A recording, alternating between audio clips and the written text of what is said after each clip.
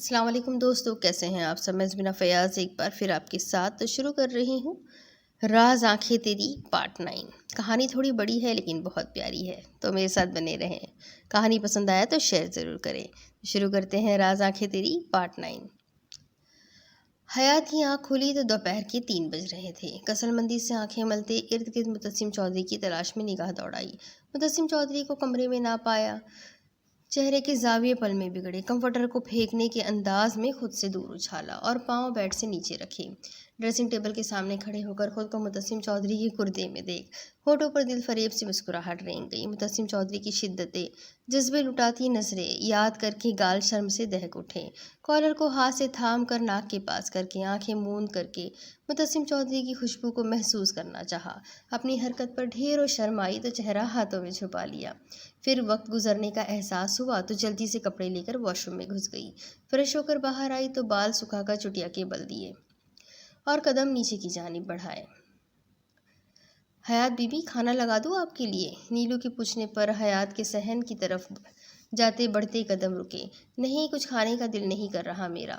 تم یہ بتاؤ، متسم کے کپڑے دیے تھے، آ گئے استری ہو کے؟ کچھ یاد آنے پر سخت لہجے میں پوچھا تو نیلو حیات کے سخت لہجے پر ہڑبڑا گئی۔ متسم چودھری کی قربت کے رنگ اس کے چہرے پر صاف نظر آ رہے تھے۔ کھلی کھلی سی حیات کو دیکھ نیلو کو اپنی غلطی کا شدت سے احساس ہوا۔ جی حیات بی بی، اس کمرے میں رکھوا دیے ہیں۔ نیلو کے آہستہ آواز میں جواب دینے پر حیات نے اپنے قدم اس کمرے کی جانب بڑھائے۔ سنو، آئندہ سے باہر مت بھیجنا، میں خود کر لیا کروں گی، پلٹ کر نیلو کو آنکھیں دکھاتے ہوئے کہا تو نیلو کو حیات کی عقل پر شک ہوا۔ لیکن کیسے حیات بی بی؟ کیسے کا کیا مطلب ہے؟ تمہیں لگتا ہے میں پوہڑ ہوں، مجھے کام نہیں آتا، یا میں خود کام سے جان چھڑواتی ہوں؟ چلو یہ سچ بھی ہوا، مگر اب میں شادی شدہ ہوں، نہیں آتا نا کرنا مجھے۔ ایک دن آ جائے گا، ایک آدھ جوڑا جلے گا، زیادہ سے زیادہ تو اتنا ہی ہوگا، اور اس سے زیادہ کچھ نہیں ہوگا۔ سیکھ لوں گی میں بھی۔ لڑکا عورتوں کی طرح کمر پر ہاتھ ٹکا کر آنکھیں چھوٹی کر کے نیلو پر چڑھ دوڑی تو اس سے سچ میں حیات کی ذہنی حالت پر شک ہوا۔ نہیں، میرا مطلب وہ نہیں تھا جی، وہ مردوں کے کاٹن یا لٹھے کے کپڑے ہوتے ہیں نا، تو گھر صحیح سے استری نہیں ہوتے، پنچایت پر بھی جانا ہوتا ہے۔ اچھا نہیں لگتا جی، نیلو نے ہاتھ میں تھامے صفائی والے کپڑے کو گھماتے ہوئے کہا تو حیات نے گھور کر اسے دیکھا۔ ابھی حیات اسے جواب دیتی کہ لینڈ لائن کی آواز پر 200 کی سپیڈ پر بھاگ کر فون اٹھا کر کانوں سے لگایا۔ ہیلو سم، تیز سانسوں اور دھڑکنوں کے شور کے درمیان محبت سے چور لہجے میں پکارا تو لیپ ٹاپ پر نظر جمائے بیٹھے متسم چودھری کے ہونٹوں پر مسکراہٹ رینگ گئی۔ متسم چودھری نے حویلی کے چپے چپے میں خفیہ کیمرے لگائے ہوئے تھے۔ وہ ناراض ہوتا یا حیات سے دور، مگر حیات کی ایک ایک حرکت پر نظر رکھتا تھا۔ آج بھی جب سے وہ گیا تھا، اپنے کام کرنے کے بعد ڈیرے کے صحن میں ایک سائیڈ پر چارپائی بچھا کر سامنے ٹیبل پر لیپ ٹاپ رکھے حیات کو دیکھنے میں مصروف تھا۔ وہ کب اٹھی اور کب سے نیلو کی کلاس لے رہی تھی، جسے دیکھتے متسم چودھری کا دل کر رہا تھا کہ کہے لگائے۔ کل جب ایمان نے کہا وہ گھر جائے تو متسم چودھری اسے بتا نہیں سکا کہ جب سے ایمان شاہ نیوز دیکھ رہا تھا اس دوران 100 بار سے زائد متسم چودھری موبائل آن کر کے حیات کو دیکھ چکا تھا۔ ہو گئی صبح تمہاری؟ نظریں حیات کے خوشی سے جگمگاتے چہرے پر ٹکائے خمار آلود لہجے میں استفسار کیا تو پل میں حیات کے گالوں میں سرخیاں گھل گئی۔ ٹیبل کی سطح پر انگلیاں پھیرتی ہونٹوں کو دانتوں تلے دبائے وہ اس سوال پر ایک دم سے چپ ہو گئی تھی۔ آپ کب آئیں گے سم؟ متسم چودھری کے سوال کو نظر انداز کر کے ارد گرد نگاہ دوڑاتے نرم لہجے میں پوچھا تو متسم چودھری کے ہونٹوں پر دلکش مسکراہٹ رقص کرنے لگی۔ جب سم کی جان بلائے گی۔ ایک نظر سامنے کام کرتے ملازموں پر ڈال کر نظریں اسکرین پر جماتے محبت بھرے لہجے میں جواب دیا تو حیات کی دلکش ہنسی گونجی۔ اسکرین پر نظر آتے اس جان لیوا منظر کو متسم چودھری نے اپنے دل میں اتارا۔ آج جلدی آ جائیے گا، منہ بزور کر انگلی کو ٹیبل پر گول گول گھماتے فرمائش کی تو متسم چودھری نے سمجھنے کے انداز میں سر ہلایا۔ کیوں، سب خیریت ہے نا؟ جلدی آنے کی کوئی خاص وجہ؟ لہجے میں حیرت سموئے انجان بنتے ہوئے پوچھا تو حیات نے دانت کچکچائے۔ آپ کو میرا ذرا احساس نہیں؟ کل بھی دیر سے آئے، آج پھر ویسی باتیں کر رہے ہیں۔ نیلو لوگ چلے جائیں تو میں اکیلی ہو جاؤں گی، غصے سے دانت پیستے ہوئے کہا تو متسم چودھری نے ہنکارا بھرا۔ ٹھیک ہے، تمہاری تنہائی میں دور کر دوں گا، مگر اس کے بدلے میں مجھے کیا ملے گا؟ بوجھل لہجے میں معنی خیز سوال تھا تو حیات نے بمشکل اپنے غصے پر قابو کیا۔ ایک تو کل پہلے متسم چودھری کی ناراضگی اور بعد میں شدتوں سے حیات کو اپنی جان لبوں پر محسوس ہو رہی تھی، اور اب پھر وہ وہی بات کر رہا تھا جسے سن حیات کے گال دہک اٹھے تھے۔ اگر کل متسم چودھری کی منمانیاں چلی تھی تو آج حیات کا اپنی کرنے کا دل تھا۔ سم سرگوشی سے بھی کم آواز میں پکارا تو متسم چودھری اس انداز پر دل و جان سے قربان ہوا۔ حکم جانے سم، لیپ ٹاپ کی اسکرین پر نظر آتے حیات کے چہرے کو اپنی انگلیوں کے پوروں سے چھوتے گمبھیر لہجے میں جواب دیا، آپ کیوں چاہتے ہیں کہ میں ماجی کو آپ کے سارے کرتوت بتا دوں کہ آپ جتنے شریف نظر آتے ہیں اتنے ہیں نہیں؟ اتنا تو ساری عمر میں ماجی نے حقہ نہیں پیا ہونا جتنی آپ ایک دن میں سگریٹ پھونک دیتے ہیں۔ حیات کے چلا کر کہنے پر پل میں متسم چودھری کے جذبات بھگ سے اڑے۔ خوخار نظروں سے حیات کو دیکھتے دانت کچکچائے۔ وہ کس قدر گم ہو رہا تھا اس کی ذات میں، مگر یہ لڑکی، مجھے آج یقین ہو گیا یہ جو گاؤں والے کہتے ہیں نا، بالکل جھوٹ کہتے ہیں۔ نظر حیات پر ٹکائے جو اب نیلو سے اشارے سے چاکلیٹ منگوا کر کھانے میں مصروف تھی اور فون کان سے لگائے ٹیبل کے کنارے پر بیٹھ چکی تھی، سخت لہجے میں کہا کیا کہتے ہیں؟ حیات نے تجسس سے پوچھا۔ تو متسم کا دل کیا ہی سامنے ہو اس کے ہوش ٹھکانے لگا دے، یہی کہ جب عورت شادی کے بعد شوہر کے رنگ میں رنگ جائے۔ یو نو نا کہ میں کیا کہنا چاہ رہا ہوں؟ متسم کی بات پر حیات کانوں کی لو تک سرخ ہو گئی۔ آپ انسانوں کی طرح بتا رہے ہیں یا میں فون رکھوں؟ گڑبڑا کر جواب دیا تو متسم چودھری کا دلکش قہقہا گونجا، جس پر کام کرنے والوں نے بھی حیرت سے متسم چودھری کو دیکھا۔ بتا رہا ہوں میری بے صبر بیوی، بتا رہا ہوں یہی کہ جب عورت اپنے شوہر کی ہو جاتی ہے تو شرم و حیا عزت سے اس کی اپنے شوہر کے سامنے زبان نہیں کھلتی، اپنے سر کے سائیں کے آگے سر اور نظریں جھکائے رکھتی ہے۔ مگر میرے ساتھ تو معاملہ ہی الگ ہے۔ میں تو جب بیگم کے قریب گیا ہوں تب اس کی کینچی کی طرح چلتی زبان جو پہلے میرے سامنے کھلتی نہیں تھی اب تلوار کی طرح چلتی ہے۔ ہونٹ کا کنارہ دانتوں تلے دبائے حیات کے سرخ پڑتے چہرے کو دیکھتے بات مکمل کی تو حیات جھٹکے سے ٹیبل سے اتری اور ایک ہاتھ اپنی کمر پر ٹکایا۔ آپ ہے ہی نا شکر انسان، ایک تو آپ کو دنیا میں ہی چلتی پھرتی حور مل گئی ہے، اس پر شکر کرنے کی بجائے لاٹ صاحب کے شکوے تو سنو۔ آنے دے ماجی کو، بتاؤں گی انہیں کہ آپ مجھے گونگی ہو جانے کا کہہ رہے تھے، غصے سے سرخ پڑتے چہرے سے چلاتے ہوئے کہا۔ متسم چودھری نے بمشکل اپنا قہقہا ضبط کیا۔ پر تمہیں کس نے بتایا کہ جو حور آسمان پر ہے وہ چل پھر نہیں سکتی؟ حیات کی باتوں کو اگنور کیے مطلب کا سوال کیا تو حیات نے جواب دیے بغیر فون رکھنا چاہا۔ اچھا سنو، تھوڑی دیر تک آ رہا ہوں میں، تب تک تم تیار ہو جاؤ۔ آج پنک کلر کی نہیں ریڈ کلر کی لپسٹک لگانا اور چوڑیاں بھی ریڈ کلر کی پہننا، محبت بھرے لہجے میں کہہ کر ملازم کو اپنی جانی باتیں دیکھ لیپ ٹاپ بند کر کے فون کان کا کاٹ کر سائڈ پر رکھ دیا، جبکہ دوسری جانب حیات نے بری طرح اپنے لب کچلتے ساتھ والے کمرے کا رخ کیا۔ متسم چودھری کے کپڑے اٹھا کر قدم سیڑھیوں کی جانب بڑھائے۔ متسم چودھری کے کہے کے مطابق تیار ہو کر اب وہ بیڈ پر متسم کے کپڑے پھیلائے انہیں کبٹ میں سیٹ کر رہی تھی۔ متسم چودھری کی فیورٹ پرفیوم اٹھائے سب کپڑوں پر کرتی اور کبھی کمرے کی فضا میں اس خوشبو کو بکھیر کر محسوس کرتی۔ دوسری جانب یہ سب دیکھتے متسم چودھری کے دل میں حیات کی حرکتیں ہلچل مچا چکی تھی۔ ملازموں کو کچھ زمین کے متعلق کوئی بات کرنی تھی جس کی وجہ سے متسم چودھری ابھی ڈیرے پر رکا ہوا تھا، ورنہ دل تو چاہ رہا تھا کہ اڑ کر اپنی نوٹنکی بیوی کے پاس پہنچ جائے اور اسے اپنی باہوں میں بھر لے۔ مگر ایک دم ہی متسم چودھری کے چہرے کے تاثرات بدلے۔ حیات جو کپڑے کبٹ میں رکھنے میں مصروف تھی، کمرے کا دروازہ بند ہونے کی آواز پر چونکی، دل کی دھڑکنیں ایک دم سے بڑھی۔ متسم چودھری کے بارے میں سوچ کر چہرے پر گلال بکھرا۔ کبٹ کا دروازہ بند کر کے جیسے ہی سامنے دیکھا تو متسم چودھری کے بجائے عاصم چودھری کو دیکھ کر چہرے کا رنگ سرت میں فک ہوا۔ کیا کر رہے ہو تم یہاں؟ اندر بھی کیسے آئے تم؟ ہاں؟ حیات کے چلا کر کہنے پر عاصم چودھری کے ہونٹوں پر شیطانی مسکراہٹ رنگ گئی۔ کیسے آیا یہ بات چھوڑو، کیا کرنے آیا ہوں وہ تمہیں بتاتا ہوں۔ ایک ہی جسم حیات کے قریب پہنچ کر حیات کی بازو کو اپنی آہنی گرفت میں لے کر خباثت سے قہقہا لگاتے ہوئے کہا تو حیات نے ایک ہی جھٹکے میں اپنا بازو عاصم چودھری کی گرفت سے آزاد کروا لیا۔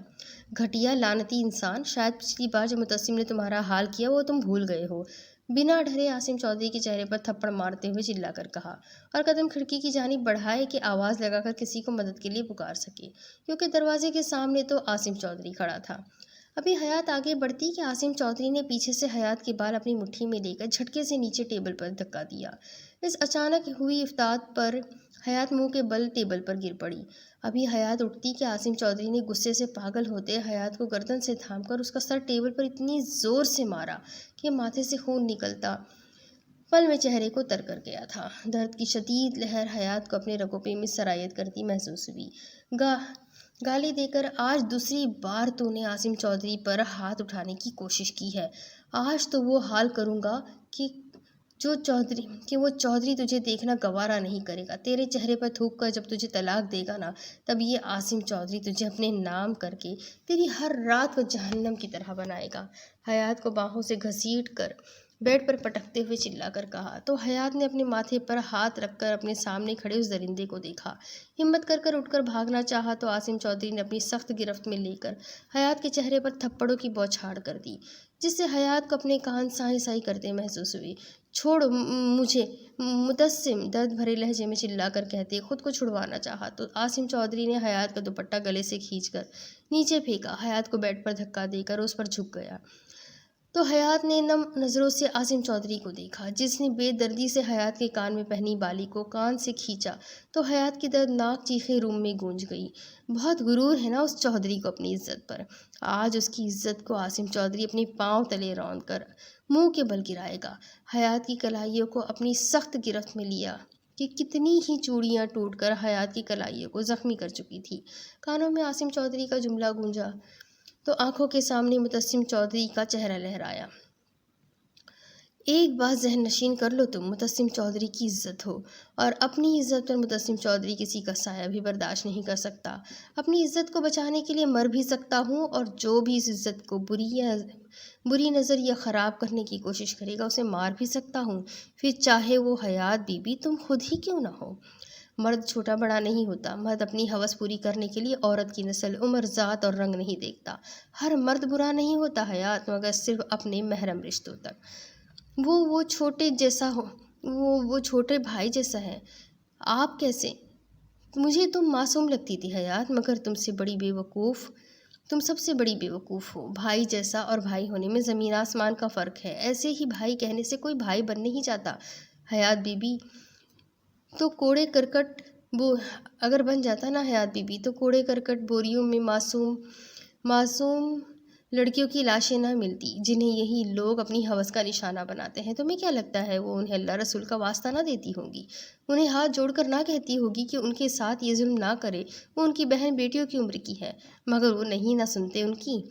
تم لڑکیوں کے بھائی کہہ دینے سے کوئی مرد تمہیں بہن نہیں مان لیتا۔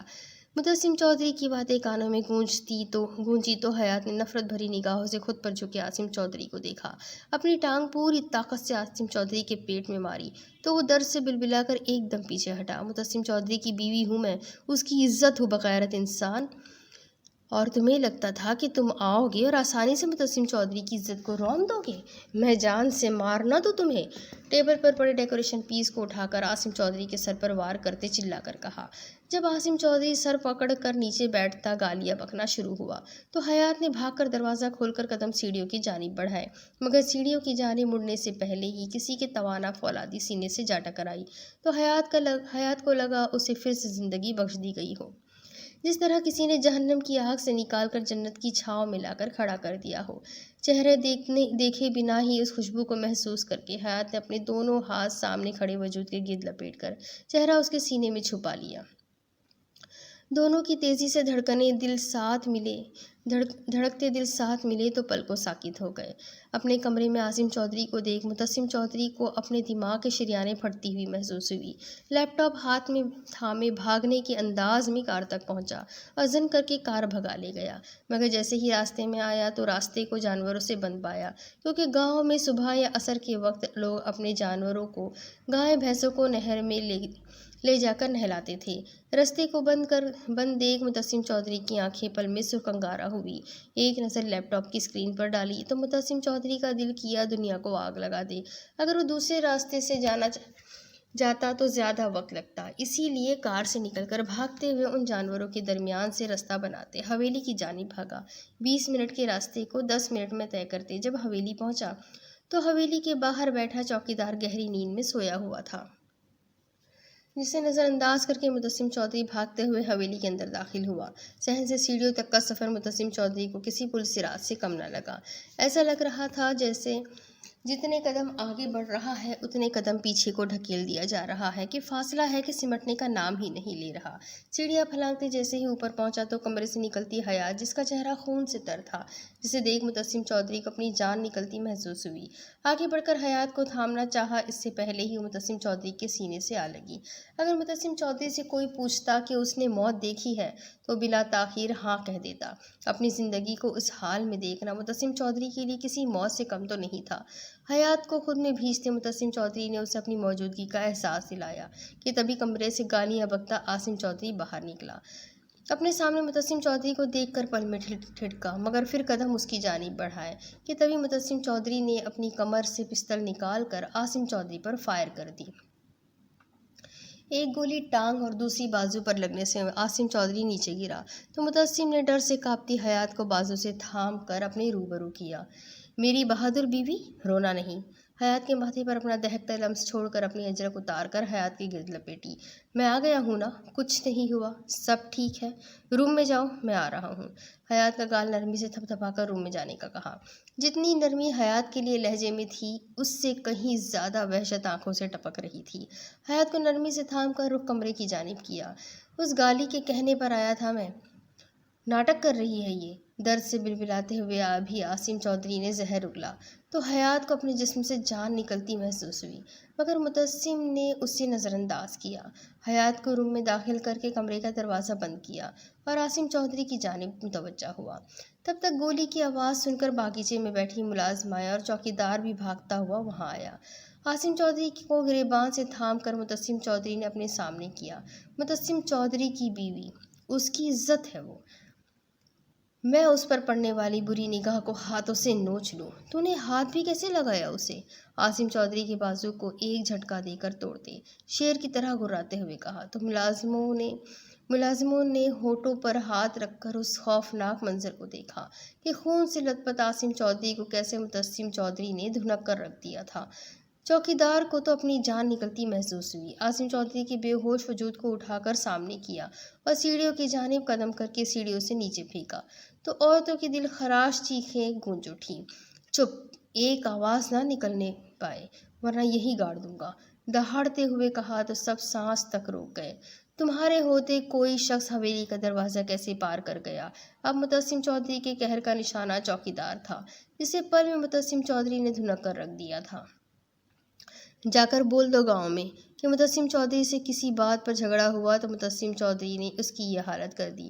اگر اس کے علاوہ کوئی بات باہر نکلی تو اس گاؤں سے تم لوگوں کے خاندان والوں کے جنازے اٹھیں گے، سرد لہجے میں کہتے چوکیدار کو دھکا دیا تو وہ لڑکھڑاتا ہوا سیڑھیاں اترتا عاصم چودھری کے وجود کو گھسیٹنے لگا۔ مجھے سچ سننا ہے نیلو، تم لوگوں کے ہوتے کس طرح وہ شخص میری بیوی کے کمرے تک پہنچ گیا؟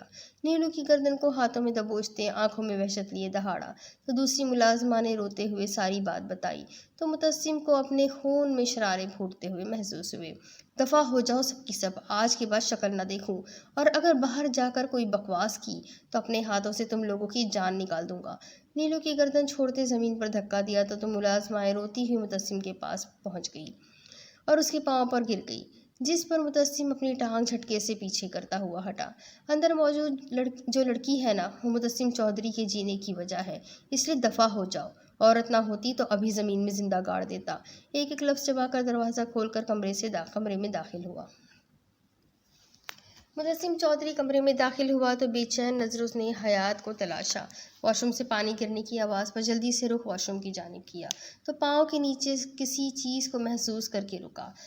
حیات کی بالی کو اٹھا کر آنکھوں کے سامنے کیا تو دل کیا کہ عاصم چودھری سامنے ہو تو متسم چودھری اس کو جان سے مار دے۔ واش روم کا دروازہ نوک کرنے کی زحمت کیے بغیر اندر داخل ہوا تو متسم چودھری کو لگا کسی نے اس کا دل پاؤں تلے رکھ کر کچل دیا ہو۔ حیات کو ٹانگوں میں منہ چھپائے شاور کے نیچے بیٹھے خوف سے کپکپاتے دیکھ متسم چودھری ایک ہی جست میں حیات تک پہنچا۔ حیات کے چہرے کو سامنے کرتے لہجے میں تڑپ سے کہا، تو حیات نے روتے ہوئے نفی میں سر ہلایا، خود کو پیچھے گھسیٹنا چاہا۔ میں نہیں جانتی، میں نے نہیں بلایا سم، ہچکیوں سے روتے ٹوٹے پھوٹے الفاظ ادا کیے۔ تو متسم نے تڑپ کر حیات کو اپنے حصار میں لیا۔ چودھری قربان اپنی جان پر، میں نے تمہیں کچھ کہا یا کوئی سوال کیا؟ تمہیں لگتا ہے مجھے تم پر یقین نہیں؟ مجھے اپنی زندگی، اپنی سانسوں، خود سے زیادہ اپنی حیات پر یقین ہے، حیات کے ماتھے پر اپنا لمس چھوڑتے شدت سے کہا۔ تو حیات نے خود کو متسم چودھری کے سینے میں چھپائے پھوٹ پھوٹ کر رونا شروع کیا۔ متسم چودھری نے ضبط سے آنکھیں میچ کر حیات کو خود میں بھینچ لیا۔ متسم چودھری کا بس نہیں چل رہا تھا کہ دنیا کو تہس نہس کر دے۔ حیات کا چہرہ سامنے کیا اور ہاتھ بڑھا کر ماتھے پر لگے زخم کو اپنی انگلیوں کے پوروں سے چھوا، جس پر حیات کی سسکی نکلی۔ تو متسم چودھری نے اپنے جبڑے بھینچ کر شاور بند کیا اور حیات کو باہوں میں بھر کر قدم واش روم سے باہر بڑھائے۔ حیات کو نرمی سے بیڈ پر بٹھا کر اٹھنا چاہا تو حیات نے تڑپ کر متسم کا بازو پکڑا، تھام لیا۔ کہیں نہیں جا رہا میں میری جان، یہی ہوں۔ حیات کی نم آنکھوں پر اپنے لب رکھتے نرمی سے بازو چھڑوا کر کبٹ تک گیا۔ حیات کا ڈریس نکال کر واپس آیا تو نظریں حیات کے کپ کپاتے وجود پر ٹھہر سی گئی۔ غصہ پھر سے ایک بار پھر اود آیا۔ ڈریس حیات کے پاؤں کے پاس رکھ کر نرمی سے حیات کو اپنے حصار میں لیا، ہاتھ بڑھا کر لائٹ آف کی۔ تو حیات نے بے ساختہ خود کو متسم کے سینے میں چھپانا چاہا۔ اپنے متسم کے ہوتے ہوئے ایسے ڈرو گی تو مجھے برا لگے گا حیات۔ جب مجھے تم پر یقین ہے تو کیا تمہیں مجھ پر یقین نہیں؟ تمہیں لگتا ہے کہ میں تمہیں کچھ ہونے دوں گا؟ نرمی سے حیات کے بالوں میں انگلیاں چلاتے ہوئے کہا۔ تو حیات کے رکے آنسو پھر سے بہنے لگے۔ حیات کو نرمی سے تھام کر خود سے الگ کیا اور پھر بنا کسی ہچکچاہٹ کے حیات کا ڈریس چینج کر کے لائٹ آن کی۔ حیات کے آنسوؤں کو اپنے ہونٹوں سے چنتے اپنے حصار میں لے کر بیڈ پر نیم دراز ہو گیا۔ موبائل نکال کر اپنے خاص آدمی کو میسج کیا تو اگلے 15 منٹ میں دروازے پر دستک ہوئی۔ تو حیات نے تڑپ کر دروازے کی جانب دیکھا۔ رونا بند کرو اور یوں ڈرنا بھی، تم تو میری بہادر بیوی ہو نا، تو پھر کیوں کسی سے ڈر رہی ہو؟ حیات کا چہرہ ہاتھوں میں بھرتے ہوئے نرم لہجے میں کہا۔ تو حیات نے بے بس نگاہوں سے متسم چودھری کو دیکھا جو اب اٹھ کر دروازے تک جا رہا تھا۔ متسم کے دروازہ کھولنے پر متسم کے خاص آدمی نے سلام کیا اور ہاتھ میں تھامی کھانے کی ٹرے آگے بڑھائی، جسے تھام متسم دروازہ بند کرتا حیات کی جانب بڑھا۔ مجھے نہیں کھانا، متسم کے نوالا بڑھانے پر حیات نے رخ پھیرتے ہوئے کہا، جس پر متسم نے بے بس سی نگاہ سے سکتی ہوئی حیات پر ڈالی۔ آگے بڑھ کر حیات کو اپنے حصار میں لے کر حیات کی پشت کو اپنے سینے میں بھینچ کر زبردستی حیات کے منہ میں نوالا ڈالا۔ اگر کسی غیر ضروری شخص کی وجہ سے تم نے خود سے لاپرواہی برتی تو مجھ سے برا کوئی نہیں۔ اور کس بات کا ڈر حیات؟ اس جیسے لوگوں سے ڈرنا نہیں، انہیں ڈرانا چاہیے۔ متسم چودھری کی بیوی ہونے کے علاوہ تم ایک عورت ہو، عورت سے زیادہ مضبوط اور طاقتور کوئی نہیں۔ اگر عورت کمزور ہوتی تو وہ کبھی بھی ماں کے رتبے پر فائز نہ ہوتی۔ مرد سے زیادہ حوصلہ اور برداشت کا مادہ عورت میں ہوتا ہے، کبھی اتنی مشکلوں کا سامنا کر کے وہ ہم مردوں کو پیدا کرتی ہے۔ تو پھر ہم جیسوں سے کیوں ڈرنا، جن کا وجود ہی عورت کی وجہ سے ہے؟ عورت صرف اپنے پسندیدہ مرد یا شوہر کے لیے نرم دل ہوتی ہے، ورنہ اس سے زیادہ سخت دل کوئی نہیں ہوتا حیات۔ عورت صرف اپنے شوہر کے آگے، اس کی محبت کے آگے کمزور پڑ سکتی ہے، عاصم چودھری جیسے درندوں کے آگے نہیں۔ اور مجھے فخر ہے کہ میری بیوی نے اس کی اوقات یاد دلائی، ڈرنے کی بجائے ہمت سے مقابلہ کیا۔ حیات کو زبردستی کھانا کھلاتے سخت لہجے میں اپنی بات کہی تو حیات نے اپنے آنسو صاف کر کے رخ موڑ کر پھر سے خود کو متسم چودھری کے سینے میں چھپا لیا، جس پر متسم نے گہری سانس بھر کر ٹرے سائڈ ٹیبل پر رکھی، کمفرٹر کھول کر دونوں کے وجود کو کور کیا اور حیات کا سراپا اپنے سینے میں رکھ کر اسے اپنے حصار میں قید کر لیا۔ میں ڈر گئی تھی سم، مجھے لگا آپ مجھے غلط سمجھو گے، مجھے لگا اگر وہ مجھے برباد کر گیا تو آپ مجھے چھوڑ دیں گے۔ ہمیشہ کی طرح کوئی بھی بات دل میں رکھنے کی بجائے متسم چودھری سے کہی، جس پر متسم نے سختی سے حیات کو خود میں بھینچ کر کروٹ بدل کر اس پر جھکایا۔ مجھے تمہاری روح سے عشق ہے حیات، تمہاری معصوم حرکتوں سے، تمہاری باتوں سے۔ تم بہت خوبصورت ہو، میں نظریں نہیں ہٹا پاتا تم سے، مگر میرا دل گواہی دیتا ہے۔ تم خوبصورت نہ بھی ہوتی تو یہ اسی طرح تم پر مرتا جیسے ابھی مرتا ہے۔ میری عزت تم ہو۔ پہلی بات، وہ کبھی بھی اپنے غلیظ ارادے میں کامیاب نہ ہو پاتا، ورنہ متسم چودھری اسے ساری زندگی ایسی سزا دیتا کہ وہ ہر روز مرنے کی دعا کرتا۔ تم حیات ہو، تم جانتی ہو نا حیات کا مطلب کیا ہے؟ تو بتاؤ، کوئی اپنی حیات کو کبھی چھوڑ سکتا ہے؟ میں وہ لفظ ہونٹوں پر بھی نہیں لانا چاہتا جو نہیں ہوا۔ میں بخدا سوچنا بھی نہیں چاہتا، مگر تم یقین رکھو متسم چودھری اپنی حیات کو نہیں چھوڑ سکتا، گمبھیر لہجے میں کہتے حیات کے ہونٹوں کو نرمی سے چھو کر پیچھے ہٹا۔ اب تم مجھے بہکا رہی ہو، اگر میں بہکا نہ تو پھر اس بات پر رو گی، مسکراتے ہوئے کہا۔ تو حیات کے ہونٹوں پر بھی مسکراہٹ رنگ گئی۔ میں فرسٹ ایڈ باکس لاتا ہوں، ڈرنا نہیں، پیچھے ہو کر کہا۔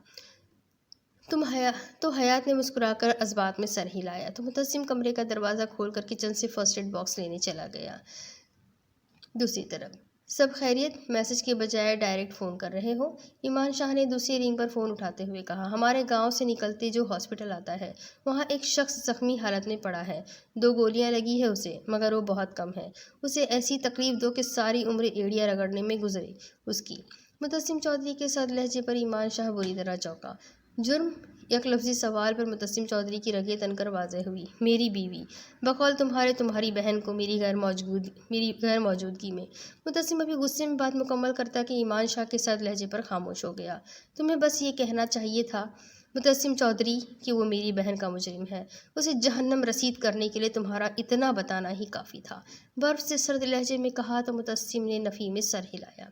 جان سے نہیں مارنا، جیتے جی مرے ایسے زخم دینا۔ اپنی بات کہہ کر فون بند کر دیا۔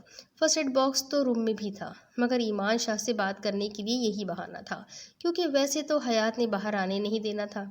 تیز تیز قدم لیتا 2 سیڑھیوں کو ایک ساتھ پھلانگتے کمرے میں پہنچا تو حیات کو گہری نیند سوتے دیکھ کر ہونٹوں پر مسکراہٹ رنگ گئی۔ دروازہ بند کر کے قدم حیات کی جانب بڑھا دیے۔ دوسری طرف کمرے میں ہلچل محسوس کر کے عاصم چودھری نے اپنی آنکھیں کھولی تو نظریں ہاسپٹل کے پرائیویٹ روم کے دروازے سے ٹیک لگائے متسم چودھری کے دوست سے جا ٹکرائی۔ کیا کر رہے ہو یہاں؟ میرے ملازم کہاں ہیں؟ اپنی کوہنی پر زور ڈال کر اٹھنے کی کوشش کرتے ہوئے کہا تو ایمان شاہ کے ہونٹوں پر طنزیہ مسکراہٹ رنگ گئی۔ چھوٹے مگر مضبوط قدم لیتا عاصم چودھری کے سر پر آ کھڑا ہوا، جیب سے ٹیپ نکال کر زبردستی عاصم چودھری کے ہونٹوں پر لگائی۔ اپنے ساتھ موجود آدمی سے ہاکی پکڑی تو عاصم چودھری نے تڑپ کر نفی میں سر ہلایا، مگر اس سے پہلے ہی ایمان شاہ نے عاصم چودھری کو بالوں سے گھسیٹ کر بستر سے نیچے پھینکا اور ہاکی سے دھنک کر رکھ دیا۔ بہن ہے وہ میری، میرے یار کی عزت، تو گالی، تیری ہمت بھی کیسے ہوئی اس کی طرف نگاہ کرنے کی؟ عاصم چودھری کو بالوں سے پکڑ کر گالیاں دیتے ہوئے سر دیوار میں مارا تو خون پانی کی مانند سر سے نکلتا کپڑوں کو رنگتا چلا گیا۔ آدھے گھنٹے سے زیادہ دیر تک عاصم چودھری کو ایمان شاہ نے دنیا میں ہی جہنم کی سیر کروا کر ٹھوکریں دی اس کے نیم جا وجود پر رسید کر کے ہاکی زمین پر رکھی عاصم چودھری کے چہرے کے پاس پھینک کر باہر کی جانب قدم بڑھائے، چہرے پر چٹانوں سی سختی سجائے بنا کسی خوف کے ہاسپٹل کے کوریڈور سے نکلتا چلا گیا۔ یہ رہی نیو کیسز کی فائل۔ دوسری طرف وائلڈ وولف نے فائل ٹیبل پر رکھتے ہوئے کہا تو ڈریگو نے اپنا سگار سلگاتے ہوئے سر کو خم کیا۔ میرے آنے سے پہلے بھی کوئی یہاں آیا تھا کیا؟ وائلڈ وولف نے ارد گرد بلیک روم میں نظریں گھماتے ہوئے کہا تو ڈریگو نے چیئر کی پشت چھوڑ کر اپنے دونوں ہاتھ ٹیبل پر ٹکائے۔ تمہارے علاوہ بھی بہت سے لوگ اس ٹیم کا حصہ ہیں، فائل اپنی جانب کھسکاتے ہوئے سرد لہجے میں کہا۔ تو وائلڈ وولف کے ہونٹوں پر طنزیہ مسکراہٹ دوڑ گئی۔ مگر مجھے اس بات کا اندازہ نہیں تھا کہ اب تم لڑکیوں کو بھی ہماری ٹیم کا حصہ بنا رہے ہو۔ ویسے آئی لائک دس فریگرنس۔ پوچھ کے نام بتانا تاکہ میں اپنی بیوی کے لیے بھی خرید لوں، ڈریگو کے ہاتھ سے سگار لے کر ہونٹوں میں دباتے طنزیہ لہجے میں کہا۔ تو ڈریگو نے بے تاثر نگاہوں سے وائلڈ وولف کو دیکھا۔ MP کے بیٹے کی لاش کا کیا بنا؟ کسی کو شک تو نہیں ہوا؟ وائلڈ وولف کی بات کو سر سے نظر انداز کرتے سوال پوچھا۔ سب کی نظر میں وہ ایک کار ایکسیڈنٹ ہے، مگر اس کا باپ اس بات کو نہیں مان رہا۔ پولیس تفتیش کر کے یہ ثابت بھی کر چکی ہے کہ یہ صرف حادثہ ہے، مگر وہ اس بات کو ماننے سے انکاری ہے، وائلڈ وولف نے سرد لہجے میں کہا تو ڈریگو کا طنزیہ کہا گونجا۔ چاہے دنیا کو نہ پتہ ہو، چاہے وہ MP اپنے بیٹے کی غلطیوں کو نظر انداز کرے، مگر اس کا ضمیر تو جانتا ہے نا، اور جو 9 ریپسٹ اپنے انجام کو پہنچے ہیں اور دنیا نے ثبوت کے ساتھ دیکھے ہیں، اسی لیے اب اس MP نے کی روح تو تڑپے گی۔ کسی کو بتا بھی نہیں سکتا بیچارہ کہ اسے کس پہ شک ہے۔ وائلڈ وولف کے طنزیہ لہجے پر کہنے پر ڈریگو نے خاموش نگاہ اس پر ڈال کر فائل کا ورق پلٹا۔ اور جیسے جیسے وہ فائل پڑھ رہا تھا ویسے ویسے ہی آنکھوں میں خون اتر رہا تھا، ماتھے اور گردن کی رگیں تن کر واضح ہونے لگی۔ مجھے اندازہ تھا تمہارا یہی ری ایکشن ہوگا، یہ تو صرف ایک فائل ہے، اس طرح کے نہ جانے کتنی فائلز پولیس اسٹیشن میں نا انصافی کے بوجھ تلے دب چکی ہے۔ تمہارا کہنا تھا کہ صرف ریپ کیسز ہم دیکھیں گے، مگر مجھے یہ بھی ضروری لگا۔ اس فائل میں ان لڑکیوں کی ڈیٹیل ہے جنہیں محبت کے نام پر اندھیری رات کو گھر سے بھاگنے پر مجبور کیا گیا اور بعد میں ان کی عزت تار تار کر کے انہیں کوٹھے اور باہر ممالک میں بیچ دیا گیا۔ کچھ ان معصوم لڑکیوں کو بھی ڈیٹیلز ہیں جنہیں شاپنگ مالز میں چینجنگ روم میں بنائی گئی، ان کی ویڈیو کے نام پر بلیک میل کر کے پہلے پیسے بٹورے گئے اور پھر لہجے میں آگ سے تپش لیے ایک ایک لفظ پر زور دیتے اور آخر میں فکرہ چھوڑ کر سامنے ٹیبل پر مکہ مارا۔ ان میں سے بہت سی بچیوں نے سوسائڈ کیا ہے، کچھ بچیاں ایسی ہیں جن کے پکس کو ایڈٹ کر کے ویب سائٹس پر ڈالا گیا ہے، اور کچھ ان درندوں کی جنہوں نے غیرت کے نام پر اپنی بچیوں کو انصاف دلوانے کی بجائے موت کے گھاٹ اتار دیا۔ میری نظر میں وہ بھی مجرم ہے جو پولیس والوں نے کیس دیا تھا وہ سالو ہو گیا۔ اس میں بھی کچھ ریپ کیسز تھے اور ایک دو جج تھے جو کہ ان کے ساتھ ملے ہوئے تھے۔ سب کا اوپر کا ٹکٹ کٹایا ہے میں نے، اب یہ تم دیکھ لو، کیونکہ مجھے ایک کیس ملا ہے میں اس پر کام کرنے والا ہوں۔ وائلڈ وولف نے کندھے اچکا کر کہا تو ڈریگو اپنی جگہ سے اٹھا۔ ٹھیک ہے، میں انہیں دیکھتا ہوں، تم لاشیں ٹھکانے لگانے آ جانا، قدم باہر کی جانب بڑھاتے ہوئے کہا تو وائلڈ وولف کی بات پر پلٹ کر اس نے دیکھا۔ تمہیں پتا ہے، بھیڑیا ایک میل کے فاصلے سے اپنے دشمن کی بو کو سونگھ لیتا ہے، ڈریگو کے سامنے کھڑے ہوتے آنکھوں میں آنکھیں ڈال کر سنجیدہ لہجے میں کہا۔ جب تک میرے ساتھ کام کر رہے ہو تب تک اپنے ناک کو اس کام سے چھٹی دو، بس ہاتھوں کو استعمال کرو، وہ بھی مجرموں کے گریبان پکڑنے کے لیے۔ وائلڈ وولف کا کندھا تھپ تھپا کر سرد لہجے میں کہا اور بلیک روم میں نکلتا چلا گیا۔ وائلڈ وولف کچھ دیر تو کھڑا دور جاتے ڈریگو کی پشت دیکھتا رہا، پھر جھٹک کر آنکھیں موند کر سر کرسی کی پشت سے ٹکا دیا۔ اپنے سر کے پاس ہو رہی مسلسل ٹھک ٹھک کی آواز پر ایم پی اے نے بیزاری سے آنکھیں کھول کر آواز کا تعاقب کرنا چاہا، مگر اپنے بیڈ کے قریب سر کے پاس سیاہ ہوڈی میں بیٹھے شخص کو دیکھ کر اچھل کر اپنی جگہ پر بیٹھ گیا۔ ڈر سے آواز حلق میں ہی پھنس کر رہ گئی، جبکہ ڈریگو بنا دھیان دیے ہاتھ میں تھامے تیز دھار خنجر کی نوک کو بیڈ کے سائیڈ پر مار رہا تھا۔ ڈریگو نے ٹیپ ایم پی اے کی طرف اچھالا تو اس نے ساکت نظروں سے ٹیپ کی اسکرین کو دیکھا، جہاں اس کا بیٹا اپنے ہر جرم کا اعتراف کر رہا تھا کہ جیسے وہ یونیورسٹی میں لڑکیوں کو اپنی ریگنگ کا نشانہ بناتا، کیسے اپنے آدمیوں کو کہہ کر اس نے یونی کی لڑکی کو اٹھوا کر اسے زیادتی کا نشانہ بنایا۔ اگر تم چاہتے ہو کہ سب نیوز پر نہ آئے تو چپ چاپ وہ کرو جو میں کہوں گا، ورنہ اپنے بیٹے کا جنازہ تو اٹھا چکے ہو، اپنی عزت کے جنازے کے لیے بھی تیار ہو جاؤ۔ ڈریگو کے سرد لہجے پر ایم پی اے کے ماتھے پر پسینے کے قطرے نمودار ہونے لگے۔ کیا کرنا ہے مجھے؟ بنا وقت ضائع کیے سوال کیا گیا تو ڈریگو کی آنکھوں میں چمک اتری۔ اپنے علاقے کے سڑکوں، اسکول، کالجوں اور مدرسوں کے ماحول کو ٹھیک کرو، غریب لوگ جو پانی کی مشکلات سے گزر رہے ہیں انہیں دور کرو۔ یہ ایکشن تم صبح ہی لوگے۔ جو لوگ ریپ کیسز میں جیل میں ہیں، عدالت کو ان کے خلاف جلد از جلد فیصلہ لینے پر مجبور کر دو، ورنہ جو میں کروں گا وہ ان مجرموں کو تباہ کر دے گا، مگر تمہیں بھی کہیں کا نہیں چھوڑے گا۔ سرد لہجے میں کہتے اپنی جگہ سے اٹھا تو ایم پی اے نے کپکپاتے جسم کے ساتھ جلد از بات میں سر ہلایا، مگر اسے دیکھے بغیر ہی ڈریگو ٹیرس کی جانب بڑھ گیا اور پل میں وہاں سے غائب ہو گیا۔ ایم پی اے بھاگ کر ٹیرس پر آیا اور اتنی سخت سیکیورٹی کے باوجود ڈریگو کے آنے اور خاموشی سے چلے جانے پر ڈر گیا اور قدم بھاگنے کے انداز میں اپنے موبائل کی جانب بڑھائے۔ نظریں ٹیپ پر چلتی اپنے بیٹے کی ویڈیو پر تھی، جس میں وہ اپنے باپ کے کارنامے بھی بتا رہا تھا۔ کہاں مر گئے تھے سالو؟